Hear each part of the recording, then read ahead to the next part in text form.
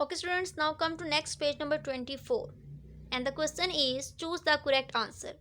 अब आपको यहाँ पे कुछ स्टेटमेंट्स दी गई हैं और हर स्टेटमेंट के साथ 4 ऑप्शंस हैं। आपने स्टेटमेंट को रीड आउट करना है और स्टेटमेंट के अकॉर्डिंगली जो ऑप्शन आपको करेक्ट लगती है आपने उसको सिलेक्ट करना है।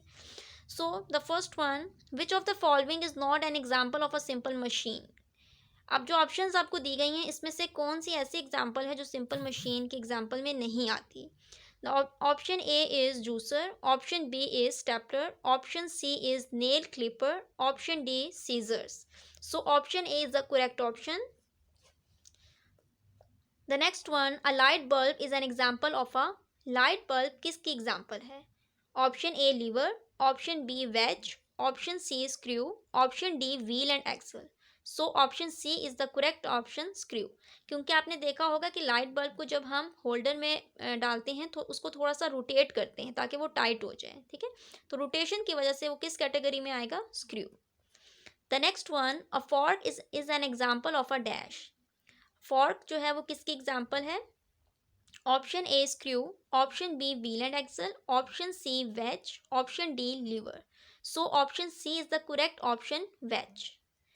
क्योंकि आप देखें फॉर्क से आप जो है वो किसी भी फॉर्क हम इसलिए यूज़ करते हैं ताकि उस जिस चीज़ के लिए हम यूज़ कर रहे हैं उसको हम स्प्लिट कर सकें, डिवाइड कर सकें। So fork is an example of veg.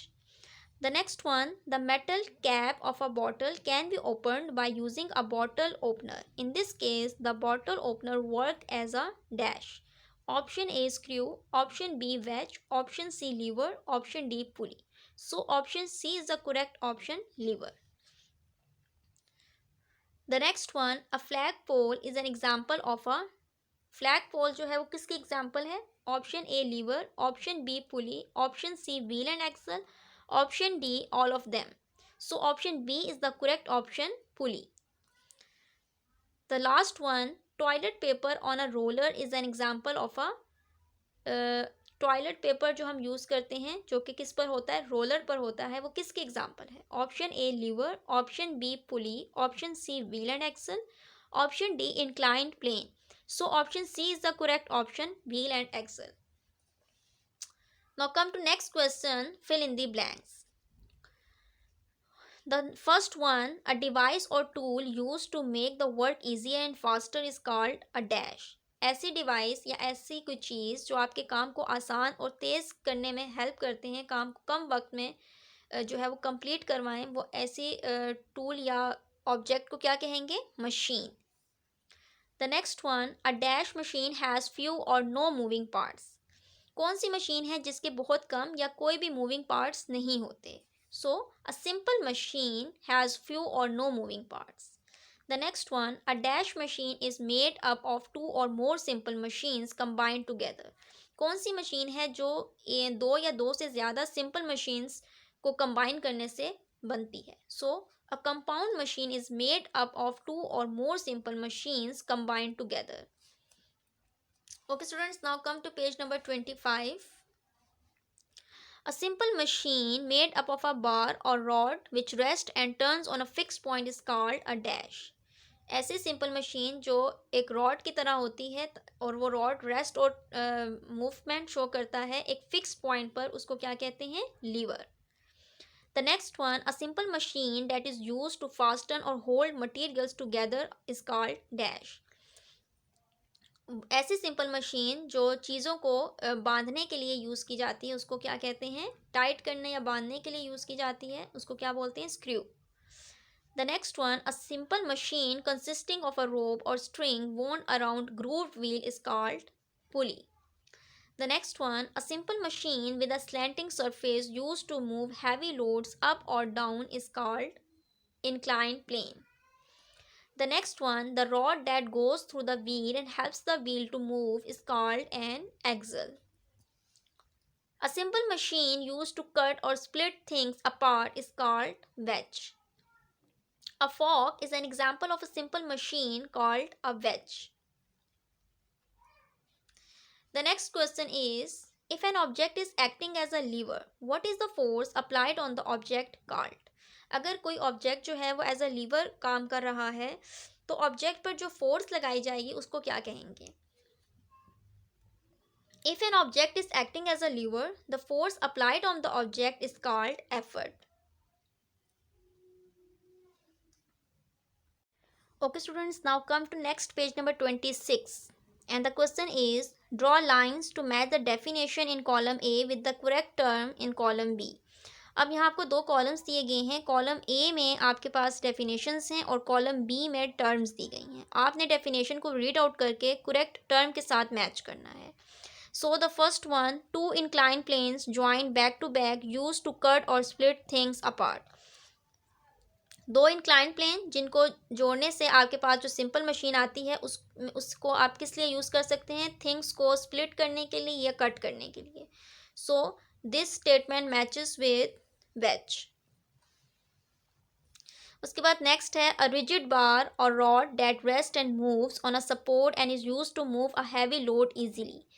एक रिजिड बार या रॉड जो कि मतलब रेस्ट पोजीशन पे भी होती है या मूव भी कर सकते हैं आप उसे.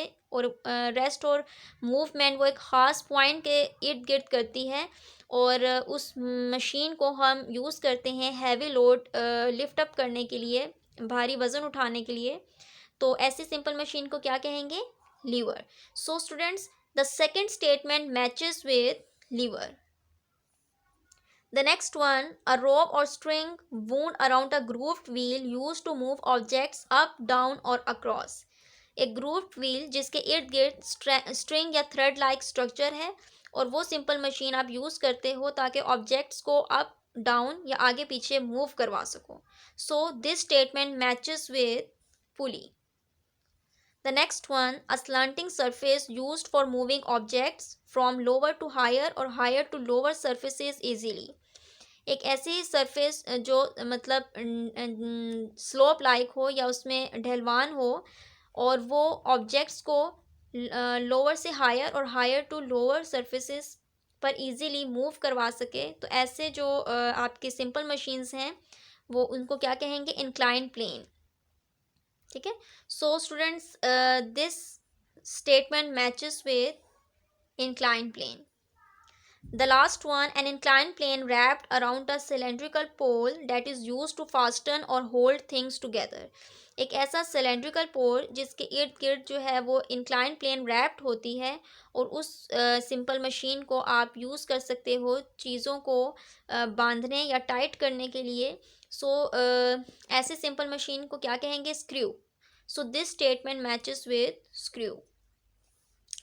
The next question is, how can you say that inclined planes are machines? Give at least 2 examples from your daily life to support your answer.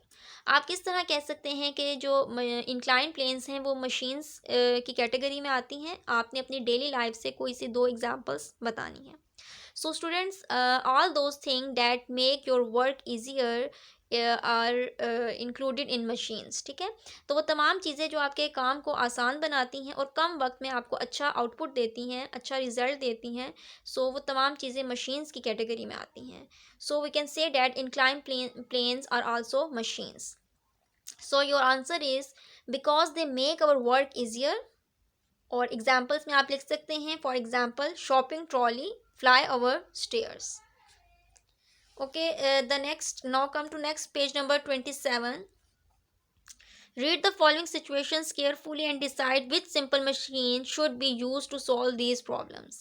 अब यहाँ पर आपको डिफरेंट सिचुएशंस दी गई हैं, आपने उनको अच्छे तरीके से पढ़ना है, रीड आउट करना है और फिर ये बताना है कि कौन सी सिंपल मशीन जो है उस सिचुएशन को हैंडल करने के लिए आप यूज़ कर सकते हो. So the first situation is, Ali lives on the 4th floor of an apartment which does not have a lift. Ali जो है वो एक अपार्टमेंट के 4th फ्लोर पर रहता है और उस जो अपार्टमेंट है वहाँ पर क्या है, अपार्टमेंट तक जाने के लिए कोई लिफ्ट भी नहीं है. He is supposed to carry a bucket full of water to his apartment. अब क्या है कि एक बकेट है और फुल ऑफ वाटर मीन्स पानी से भरी हुई है, वो बकेट उसने अपने अपार्टमेंट तक लेकर जानी है.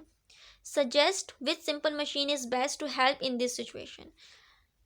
Explain how that machine would be used. अब आपने ये बताना है कि कौन सी सिंपल मशीन जो है वो इस सिचुएशन में यूज़ की जा सकती है और किस तरह से वो वर्क करेगी. So students, the answer is pulley. पुली को हम इस सिचुएशन में हम यूज़ करेंगे। He will tie the bucket to one end of the rope of pulley and from the other end he will easily pull the bucket upward. वो क्या करेगा कि पुली के टू एंड्स होते हैं, ठीक है। एक एंड के साथ वो बकेट को जो है वो टाई करेगा, बांधेगा, और जो दूसरा एंड है उसको वो अपवर्ड मूव करेगा और इसकी तरह से वो बकेट को फोर्थ फ्लोर तक लेकर जाएगा।